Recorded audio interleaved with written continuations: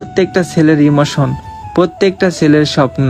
আর এই বাইকের কালার আর লুকিংটা আমার কাছে অনেক সুন্দর লাগছে। কিন্তু এটা V4 আর এটা হচ্ছে R15M এর আপডেট ভার্সন, যেটা আমি ইউজ করতাম। তবে পুরাতন হয়ে গেলে আমরা বউটাকে যেরকম বকা দেই, তেমনি আমরা নতুন পাইলে সবাই একটু পুরাতনকে অবহেলা করি। আমি কিন্তু অবহেলা করিনি, কারণ আমার পুরাতন বউটাই আমার কাছে বেস্ট। যেমন আমরা নিজে ঠিক থাকতে যা যা করা লাগে তাই কিন্তু আমরা করি, তেমনি বাইকের ক্ষেত্রেও আমরা আমাদের বাইকে যে যে কাজগুলো করা লাগে সে কাজগুলোই কিন্তু আমরা প্রতিনিয়ত করে থাকি।